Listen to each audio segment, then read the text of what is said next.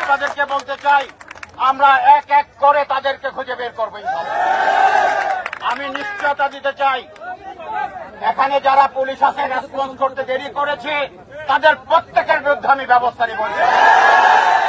আমি শুনেছি 2 ঘন্টা পরে আমার ওসি আপনাদেরকে ডাকে সাড়া দিয়েছেন।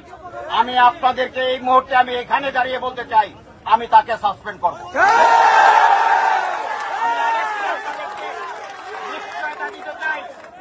আমি নিশ্চয়তা দিতে চাই, যারা এই ফেসিবাদের সাথে আঘাত করবে তাদেরকে পুলিশের চাকরিতে করতে দেওয়া যাবে না, চাকরি করবে না।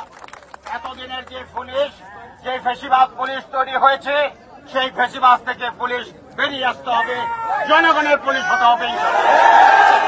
আপনারা কষ্ট করে এসেছেন, আপনারা এই জনগণের নিরাপত্তার জন্য এসেছেন। যাদেরকে এভাবে পিটেল, গত 17 বছর যাবৎ আপনাদেরকে অন্যায়ভাবে অত্যাচার করেছে, এই দেশের উপর জুলুম করেছে, এখনো তারা মাথা চারা দিচ্ছে। তাদের এই মাথা চারা কোনোভাবেই বরদাস্ত করা হবে না,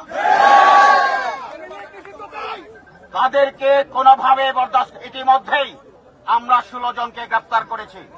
আজকে রাত্র চিরুনি অভিযান হবে এবং চিরুনি অভিযানের মাধ্যমে প্রত্যেকটি কালপিটকে আমরা খুঁজে বের করব এবং আইনের আওতায় নিয়ে আসবো ইনশাল্লাহ। আপনারা জানেন ইতিমধ্যে মন্ত্রণালয়ের সিদ্ধান্ত